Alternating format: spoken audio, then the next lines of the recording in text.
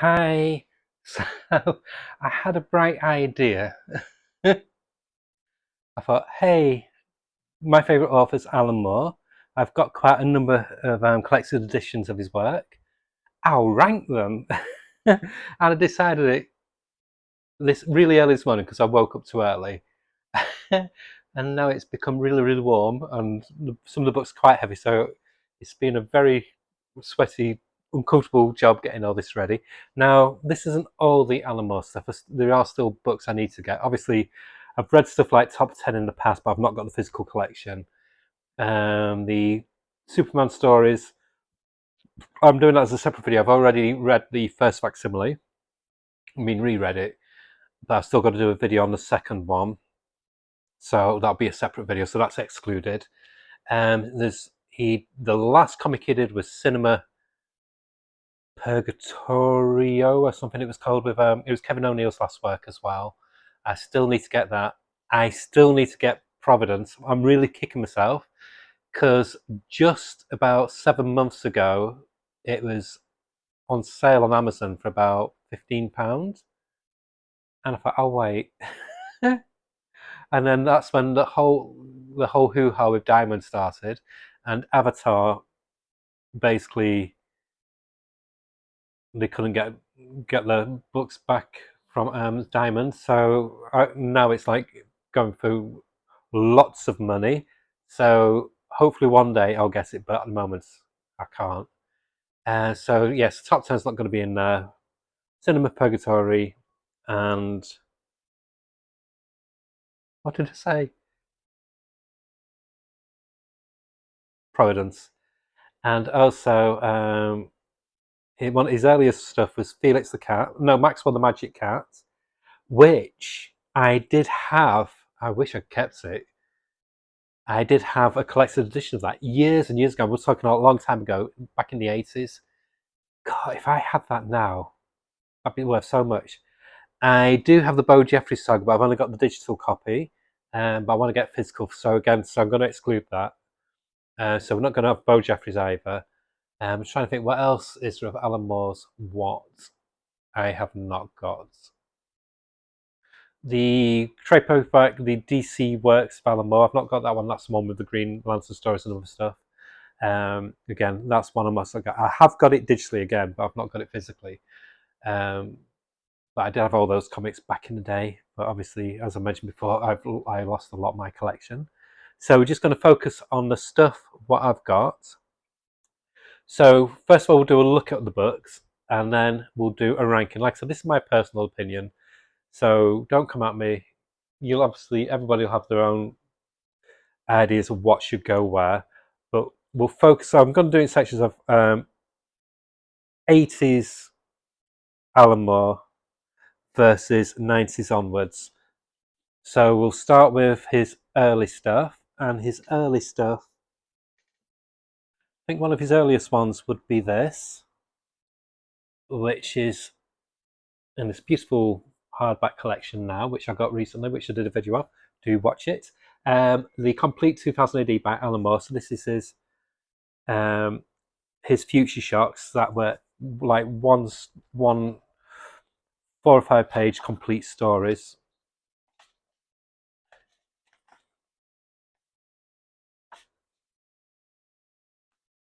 I'm just trying to find one. And some of them did carry on. And it also features some of the earlier work of Dave Gibbons. Also in this book, it does have the one-shot ABC Warriors story. So this is a good way to get the 2000 AD work chronologically. Like I said, this is the first volume. And then also, we'll stick with 2000 AD. So the timescale is going to be a bit jumbled around, but they all are like I said, from the 80s. So we also have DR and Quench, which has gorgeous artwork by Alan Davis. I wish I had a different version. I did have a really nice hardback black and white one. This is the colorized one. It's nice, but I prefer it in the black and white. But this is laugh out loud hilarious, and it's got like a gorgeous artwork. by Alan Davis. People forget that Alan Moore has a great sense of humour. And we also have his Working Class E.T. This is, if you spliced E.T. with Boys from Black Stuff, which was a really popular British working class drama in the 80s. And it has the wonderful artwork by Jim Bakey. So basically, what would happen if E.T. landed in Birmingham? And that's the story of Skiz. This is Skiz just here. So instead of being adopted by like a nice, wholesome American family, his friends are like this guy here who's out of work, looking for a job. And yeah, and he's not a full shilling, put it that way. But yeah, that was a great story. And then, of course, I'd say The Jewel in the Crown for his 2000 AD work is this, and I highly recommend this gorgeous book, The Ballad of Halo Jones, with wonderful artwork by Alan Moore. Oh yes, I've also not got Lost Girls, and I don't think I ever will get Lost Girls because, yeah, it doesn't appeal to me. It's, yeah, no. Just some of the topics in with it, no. But less said about that, the better. But yeah, this is gorgeous. Beautiful, beautiful, beautiful. So I would say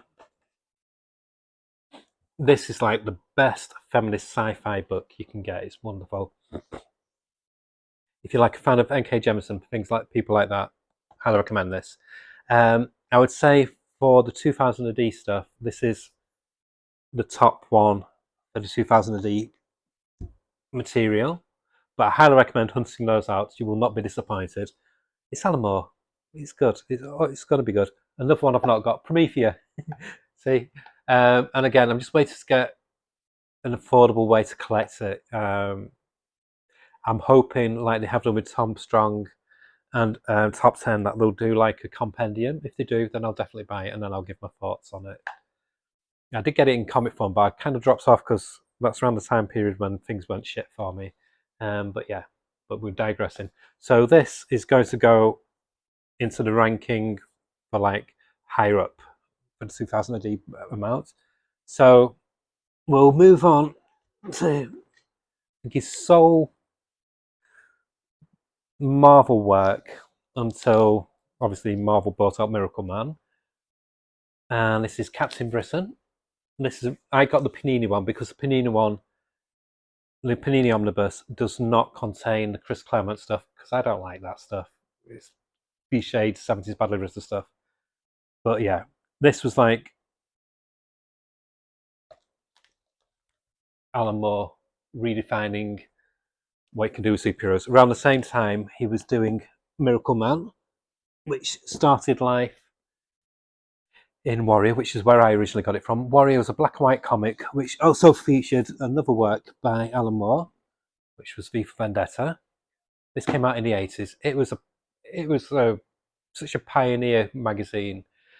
It was like heavy metal without the titillation. This was heavy metal aimed squarely at adults, but in a very mature way. It wasn't just there for the sex. It was there for thought-provoking stories with top-tier artistic talents, top-tier writers. It was overseen by Deskin, who did wonders for Marvel UK. And when he left Marvel UK went shit. So do check out the Warrior magazines if you've never seen them. They're well worth hunting out. But Miracle Man was just amazing, especially when John Tossman came on. Obviously, they carried on their creative partnership with DC, which we'll come to in a second. But keeping with the Warrior theme, we have V for Vendetta, which, like I said, came out originally in Warrior. Then DC produced a limited series reprinting it all, and it was all coloured because in Warrior it was all black and white. This was wonderful, a really good, biting commentary on fascism, which is very relevant for today with the way the world's going. I highly recommend, if you've never read it, do read it. You can get it in compact edition. And I should think it should be okay to read in compact as well. But yeah, it's a biting critique against against intolerance and fascism, because you see it in America with MAGA, you see it in the UK with Farage and the other twats that are echoing his sentiment. So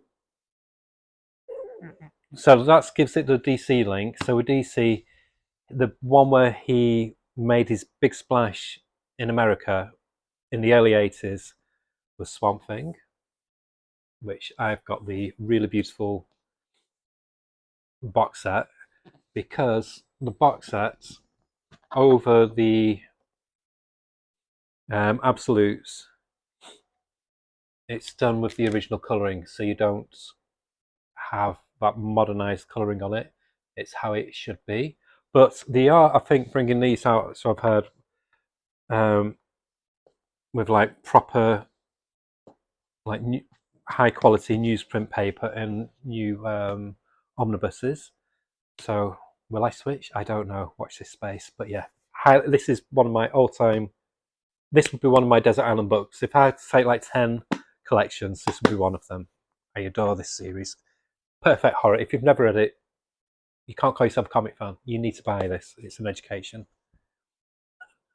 And then keeping on with the DC one, obviously, quite possibly the most famous graphic novel of all time, Watchmen, with wonderful art.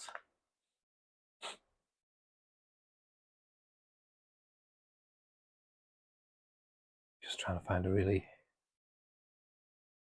wonderful art by Dave Gibbons and great colours by John Higgins, a great artist in his own right. I mean, this set the bench for all other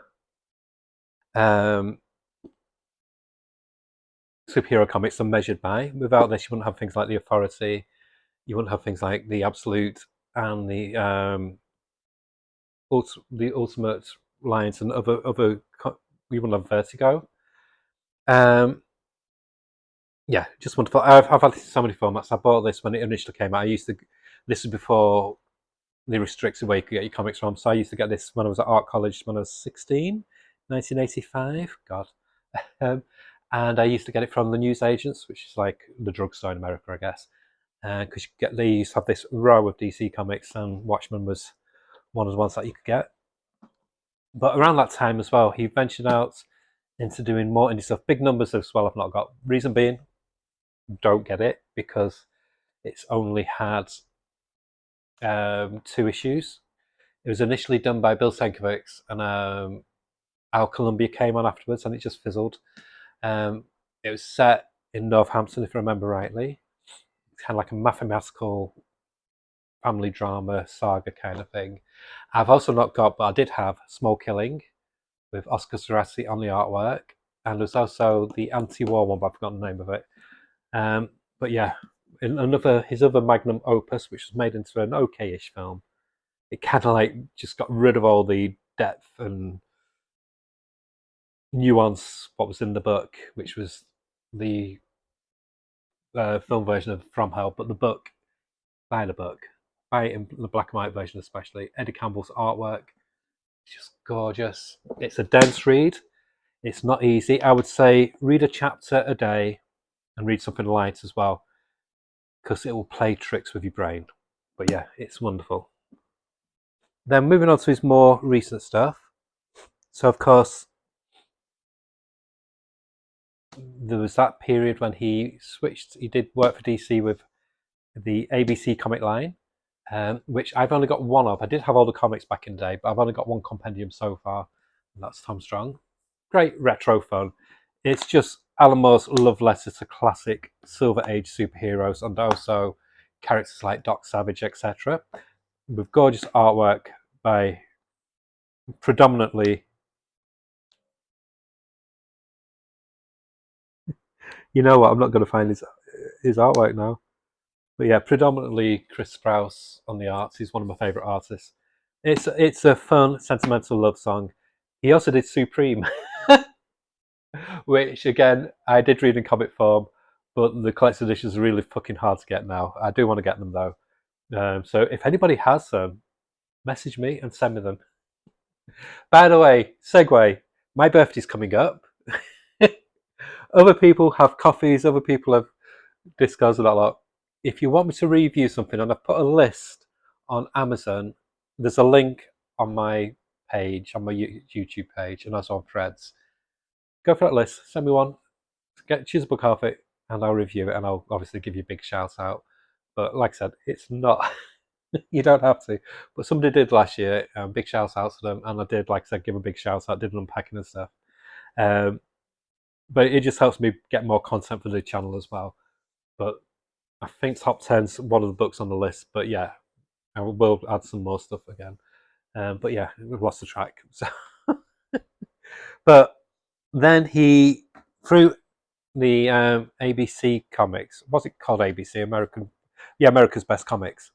He did League of Extraordinary Gentlemen. First two volumes he did with DC. Then he did the Black Dossier, and then he fell out big time with DC. And this is when you got the trope of Alan Moore being this bitter old man. He just didn't like how you couldn't have complete control over what you did with your comics. I mean, fair point. I mean, the only thing that was funny though is talk about that, but the one that was the bone of contention was League of Extraordinary Gentlemen. When these were characters that belonged to other people, they just became public domain. So it was a bit of a weak hill to die on when you're using other people's characters. But what the hey, I still love them. One of my favorite all-time comics. And then obviously after that, he moved to doing it independently. So in America, Top Shelf, which is like a branch off of IDW, they did the books, and Knockabout in the UK. So there was Century. Was it Century first?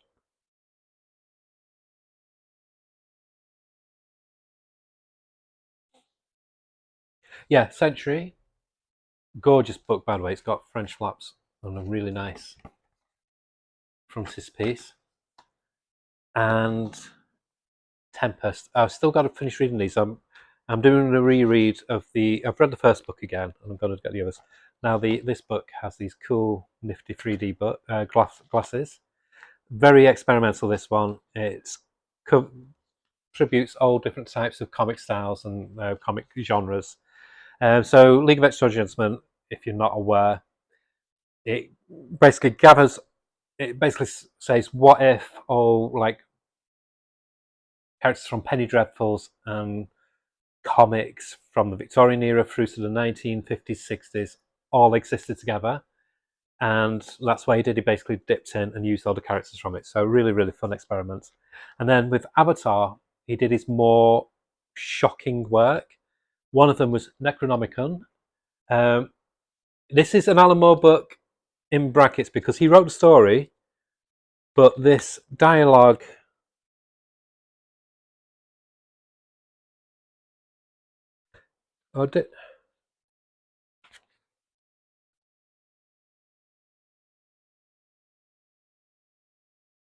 yeah, he wrote it. I'm not sure. I'm sure it was a story that I wrote, and then I think somebody adapted it to comics. I could be wrong, but I did do a review of this, and yeah, I can't show you any pages. There's the cover. It's H.P. Lovecraft if it was a highly sexed horror comic, which is what you get here. It's got some of the most disturbing.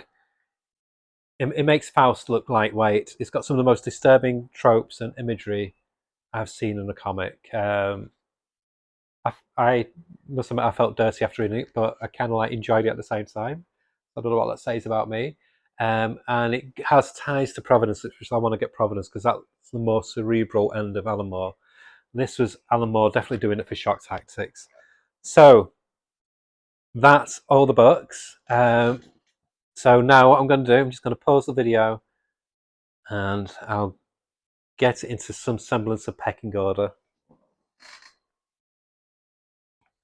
Okay. Get myself. I do apologise. 1 second, I need a drink.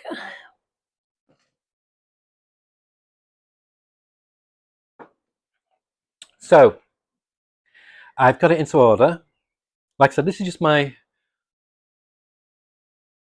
thoughts for today, my opinion for today. It could change when I get some more books. The pecking order could change again, the ranking order. But we're going to start with like least, obviously, because it'd be a bit boring if you do the favourite first. It's going to start with the lowest first, working our way to the top. Okay, so at the bottom of the pile, we've got Necronomicon. Like I said, this is the most Alan Moore just for shock value, so that's why. And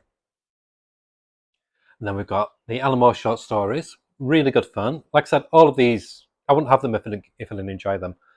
This is just showing you germs of what Alan Moore can be.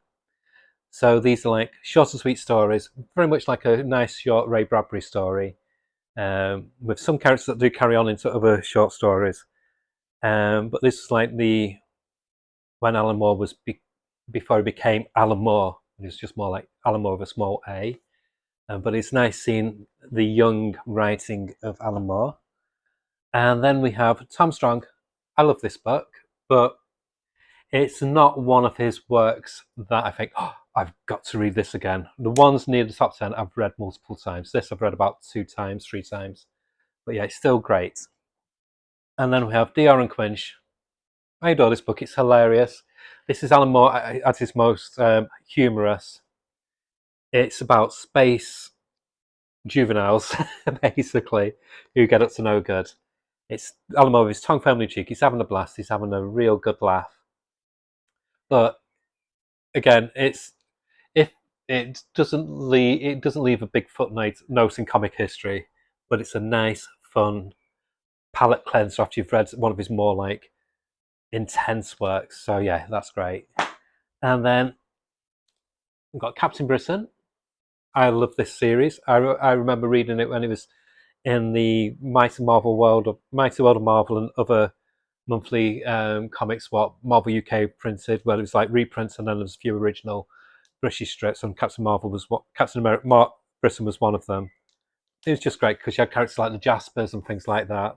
It was like the first time that real like parallel Earths were discussed and investigated. But again, it wasn't as fully formed. It was like with his short stories, a lot of ideas running around, but they weren't like fully formed and as cohesive as his later superhero work. But still a definite must buy.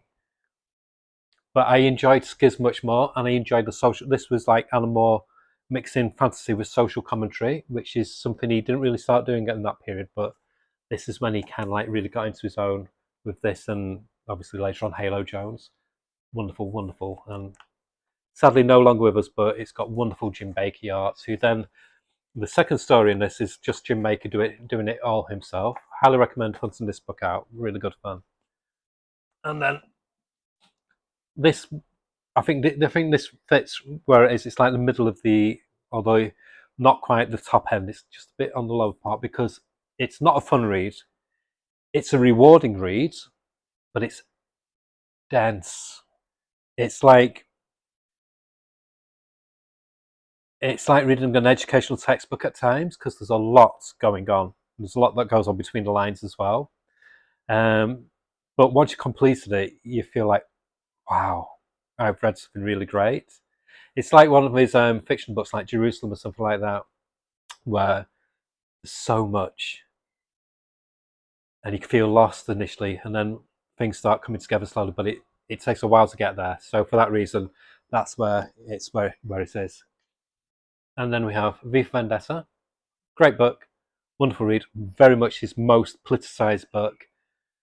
And I think for that's why it's at the position where it's at, because like I said, it's a wonderful book. I've read it 4 or 5 times, but you've got to be in the right mood for it. These what are near the top I could read any time of day, but this one I've really got to be in the right frame of mind for. It's one of his more serious works. And then these I'm treating as one book. It's The League of Extraordinary Gentlemen. This was his more modernish work, where he was just. This was Alan Moore unleashed, and I think he found his true soulmate with Kevin O'Neill. I think this is the most perfect blending, apart from Halo Jones and Watchmen, of Alan Moore with an artistic creative. Just wonderful. Do yourself a favour. If you've never bought these, do invest in them. Just one of the best comics ever created. But you can't beat the punky nature of Halo Jones. I like Tank Girl, but fuck her. Halo Jones is far cooler, much more relatable. Yeah, I just adore her. She's my role model. So I've got a Halo Jones T-shirt. Put it that way. That's how much of a girly fan I am of her. So moving on. This deserves where it is. This changed the face of comics, of superhero comics. It blew it out of the water. Who knew you could do things like that? I mean, look at that. Who knew you could blend horror with superheroes? You could blend the wonders of childbirth with superheroes. You know, you could cause outrage over including extremely adult themes. Just perfect. Just wonderful. This might surprise you, but this isn't number one. It's number two. Watchmen. Stone Cold classic. What can you say? I've read it, fuck knows, 10 times, 11 times, 12 times since the 80s. Yeah, it's a perennial favourite. But I've always got to go back to Swamp Thing. This made me fall in love with a soggy swamp monster. It's still my favourite comic character from American comics.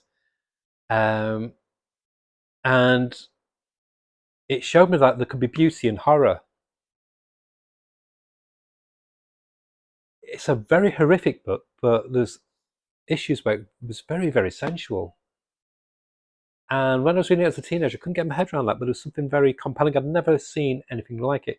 This changed my preconceptions of what an American comic could be. I think more so because, like in the UK, I think we didn't have as much of a there wasn't as much of a stranglehold. So things like Warrior Magazine and that lot, they could get away with much more mature themes. But this, just a regular newsstand comic, was like pushing boundaries before Vertigo. Without this, there'd be no Vertigo. Without this, there'd be no British Invasion. There'd be no Watchmen. This is a true landmark comic that, out of all of the Alan Moore works, I'd say every comic fan should own, even more than Watchmen, even more than V for Vendetta, even more than Halo Jones. This is his number one and my personal number one book. You can agree to disagree. That's the wonder of comics. Everybody has their own personal take, their own personal flavour. And like I said, I've not got everything by him, but I'm working on it. I've read, I think, virtually all of his works, apart from Cinema Paradiso, Lost Girls, and one or two smaller ones. But I think he did a crossed-ish series as well, but I've not got, and I don't want to get that. I don't like the concept of crossed. It looks horrible. But I love him. I love Alan Moore. I think the only other writer that I'm as passionate about is Grant Morrison. So if you want me to do like a rank of like maybe Grant Morrison or other writers, I do have other writers that I do have a lot of collections of. And then by all means, or genres as well. Put comments in down below what you'd like. Maybe if you'd like to see something similar like this again. It's a bit of a departure to what my normal videos. It's not a review. It's not an unboxing or anything like that. It's just something fun. Hope you enjoyed it. I enjoyed making it. Bye.